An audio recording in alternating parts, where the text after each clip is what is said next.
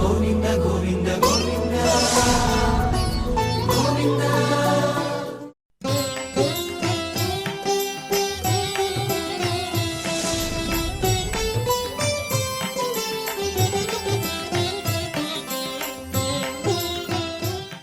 గురుర్బ్రహ్మా గురుర్విష్ణుః గురుర్దేవో మహేశ్వరః గురుః సాక్షాత్ పరం బ్రహ్మ తస్మై శ్రీ గురవే నమః.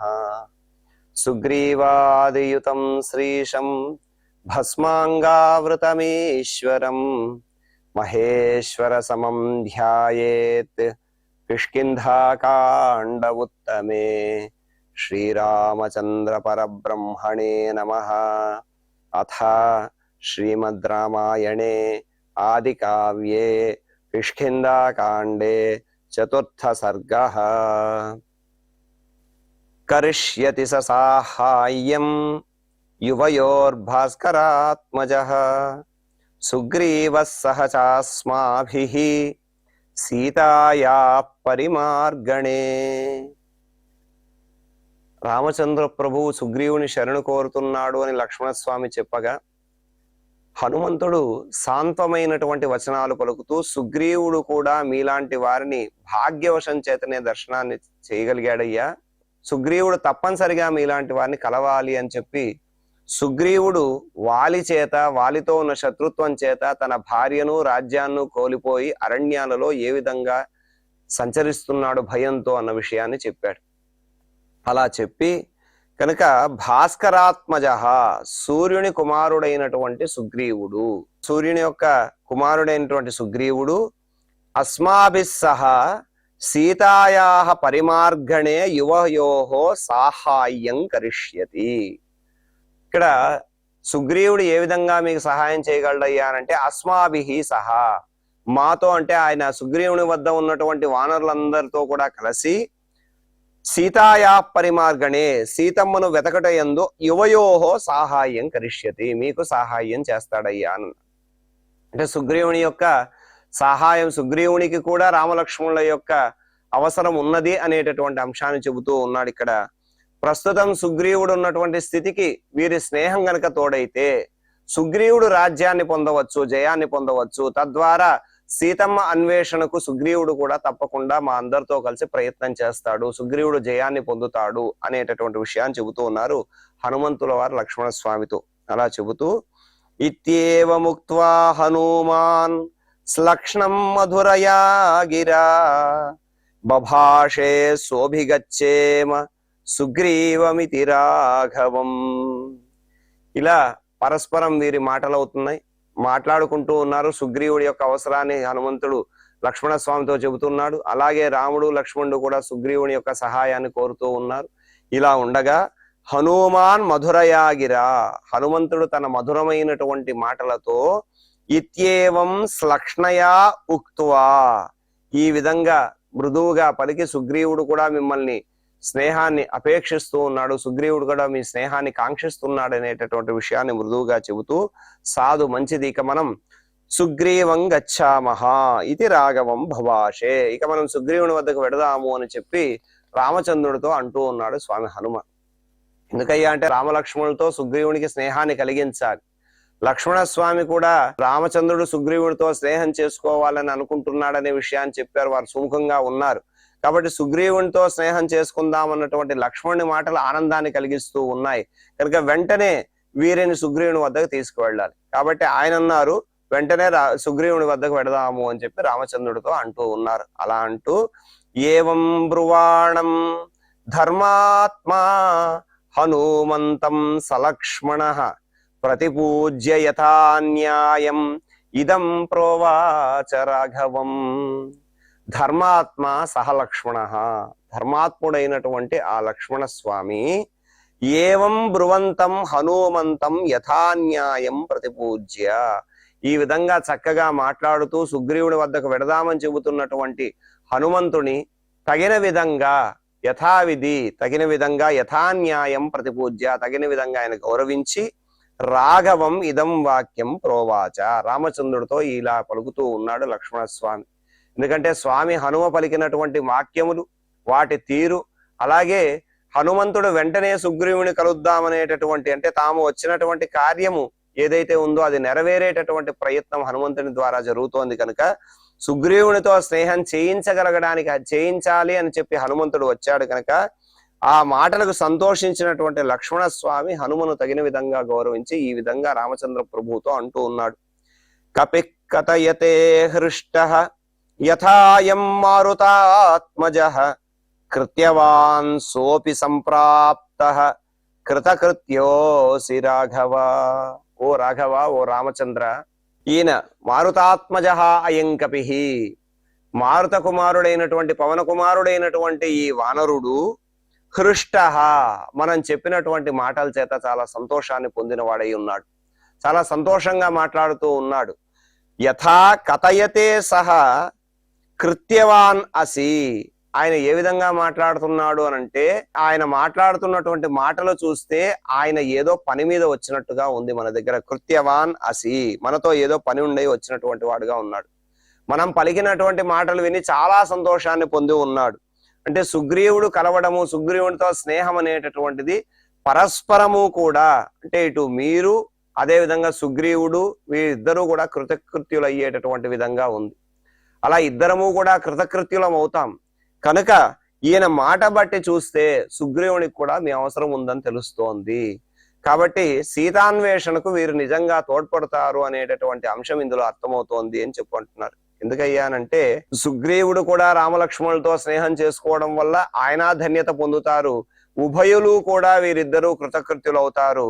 అంటే పవన కుమారుడు మాట్లాడుతున్నటువంటి విధానాన్ని లక్ష్మణ స్వామి రామచంద్ర ప్రభువుకు చెబుతూ తన అభిప్రాయాన్ని ప్రకటిస్తూ ఉన్నాడు. ఏమిటయ్యానంటే ఇక్కడ హనుమ మాట్లాడినటువంటి మాట చూస్తే మనతో ఏదో పని ఉండి వచ్చినటువంటి వాడుగా ఉంది, కాబట్టి మన కార్యం తప్పకుండా పూర్తవుతుంది అని చెప్పి రాముడు ఈ విధంగా సుగ్రీవునితో స్నేహాన్ని అంగీకరించేటట్టుగా తన అభిప్రాయాన్ని చెబుతూ ఉన్నాడు లక్ష్మణ స్వామి.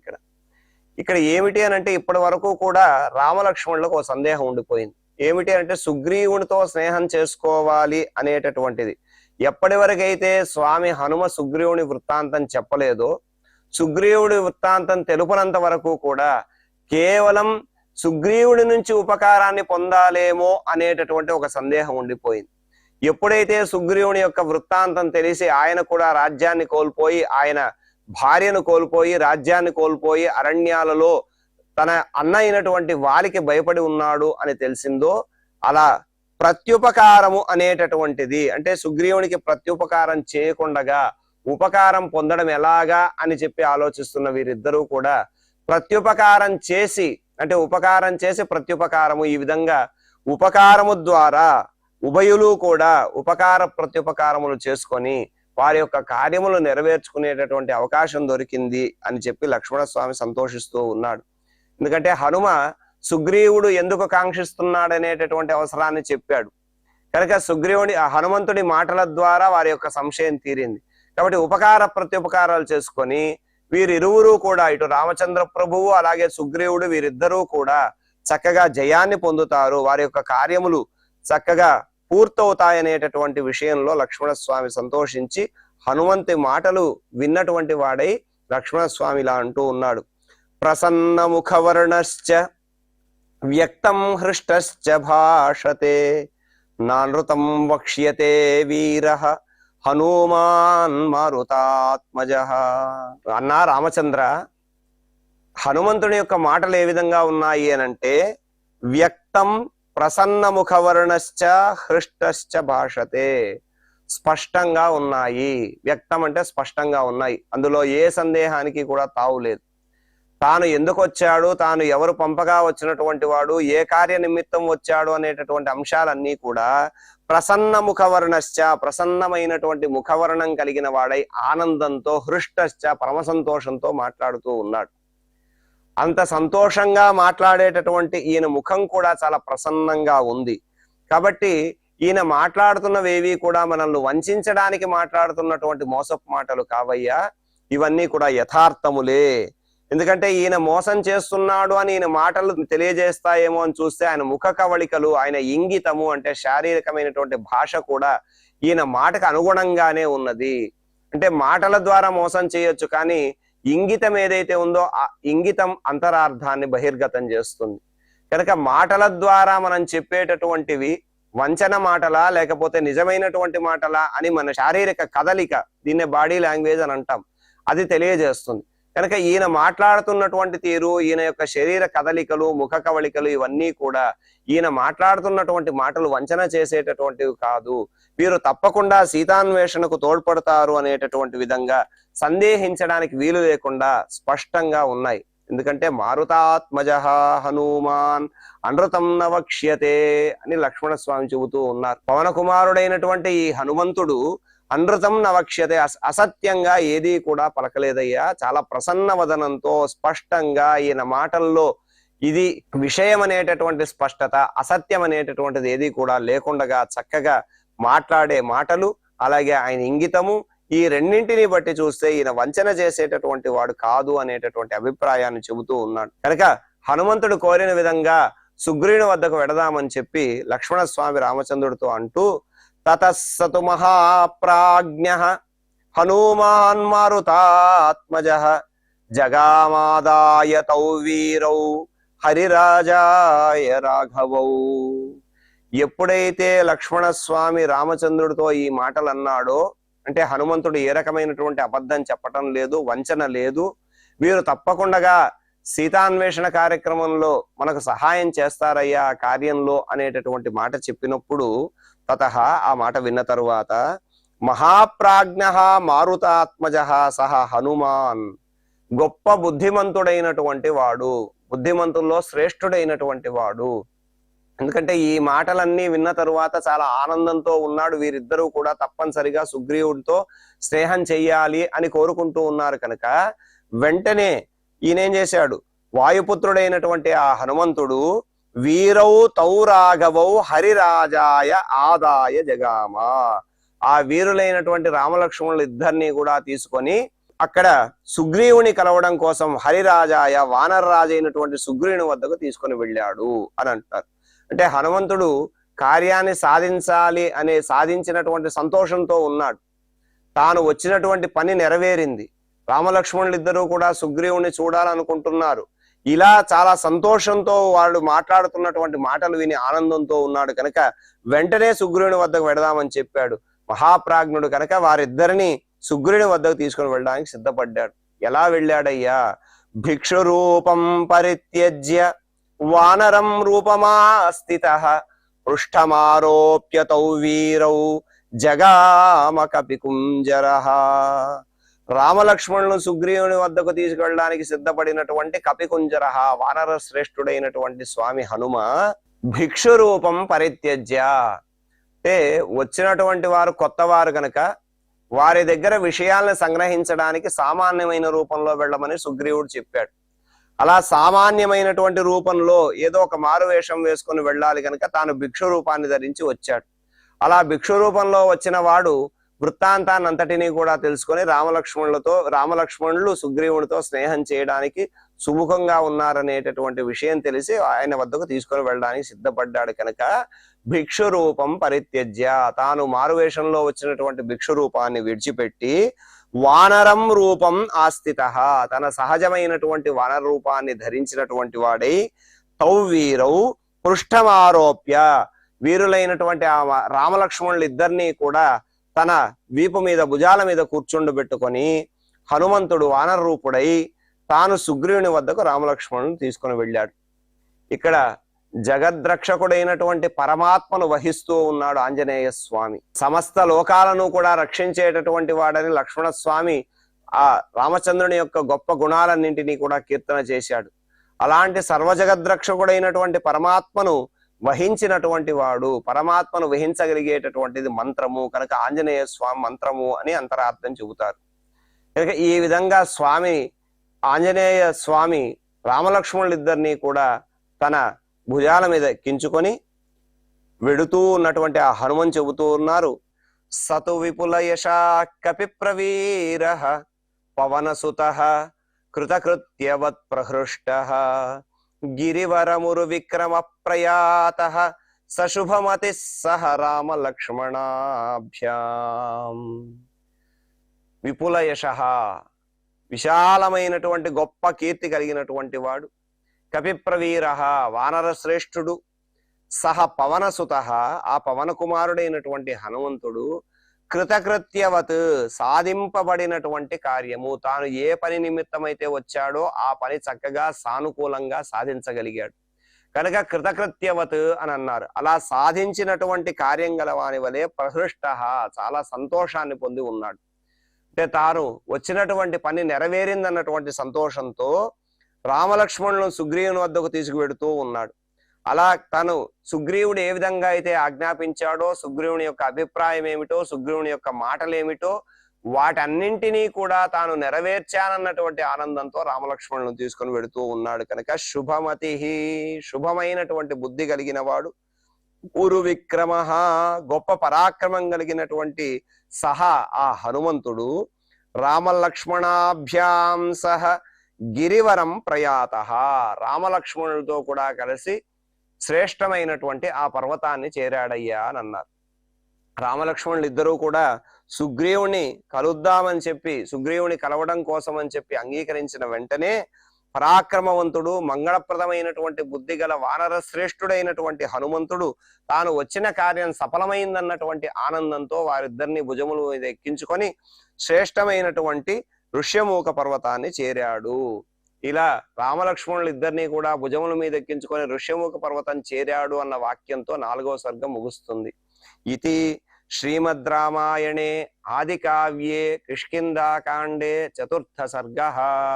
అథ శ్రీమద్ రామాయణే ఆది కావ్యే కిష్కింధాకాండే 5వ సర్గః. ఇప్పటి వరకు రామలక్ష్మణులు ఇద్దరిని కూడా సుగ్రీవుని వద్దకు తీసుకొని రావడం అనేటటువంటి అంశాన్ని చెప్పుకున్నాం. రామలక్ష్మణులు ఇద్దరిని కూడా చూసి సుగ్రీవుడు సంతోషాన్ని పొందడం, అలాగే సుగ్రీవుడు వారికి అతిథి మర్యాదలు చేయడం, అగ్నిసాక్షిగా రామసుగ్రీవుల యొక్క స్నేహం, అలాగే సుగ్రీవుడు తన యొక్క వృత్తాంతాన్ని వాలి తనకు చేసినటువంటి అపకారం అంతా కూడా తెలియజేసి వాలిని సంహరించమని రామచంద్రుని ప్రార్థించడం, రామచంద్రుడు సుగ్రీవునికి అభయం ఇవ్వడం, ఇలాంటి అంశాలన్నీ కూడా మనకు 5వ సర్గలో కనిపిస్తాయి. అలాంటి 5వ సర్గలో ఋష్యమూక పర్వతాన్ని చేరారు రామలక్ష్మణులు ఇద్దరూ కూడా. ఋష్యమూకాత్తు హనుమాన్ గత్వాతు మలయంగిరం ఆచచక్షే తదా వీరౌ కపిరాజాయ రాఘవౌ. హనుమంతుడు రామలక్ష్మణులను భుజముల మీద ఎక్కించుకొని ఋష్యమూకాత్ తం మలయగిరిం గత్వా, ఋష్యమూక పర్వతం నుండి మలయగిరిం అన్నారు. మలయ పర్వతం ఏదైతే ఉందో ఆ మలయ పర్వతానికి వెళ్ళి కపిరాజాయ సుగ్రీవునికి తదా రాఘవౌ వీరౌ ఆచచక్షే, అలా తీసుకొని వచ్చినటువంటి ఆ రామచంద్రుల గురించి రామలక్ష్మణుల గురించి ఆచచక్షే చెబుతూ ఉన్నాడు అన్నారు. ఋష్యమూక పర్వత ప్రాంతంలో ఈ మలయ పర్వతము అనేటటువంటిది ఒక శ్రేష్టమైనటువంటి పర్వతం. భరతవర్షంలో 7 పర్వతాలు చాలా ప్రసిద్ధి చెందాయి, కుల పర్వతాలు అని అంటారు వాటిని. ఆ కుల పర్వతాలలో మహేంద్రో మలయస్సహ్య శుక్తిమాన్ గంధమాధన వింధ్యశ్చ పారియాత్రశ్చ సప్తైతే కుల పర్వతాః అని అన్నారు. అందులో మలయ పర్వతం కూడా ఒకటి.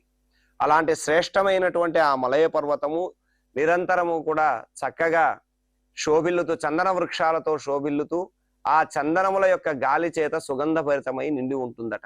అలాంటి ఆ మలయ పర్వతంలో వచ్చినటువంటి వారు తనకు మిత్రులైతే వారితో మాట్లాడి వారి విశ్వాసాన్ని పొంది వారు మనతో స్నేహం పొందేటటువంటి విధంగా చేయమని సుగ్రీవుడు ఏ వాక్యమైతే ఆజ్ఞాపించాడో అలా సుగ్రీవుని యొక్క ఆజ్ఞను పొందినటువంటి హనుమంతుడు తన యొక్క వాగ్ విభూతి చేత ఈ కార్యాన్నంతటినీ కూడా సాధించి రామలక్ష్మణులతో మలయ పర్వతాన్ని చేరాడు.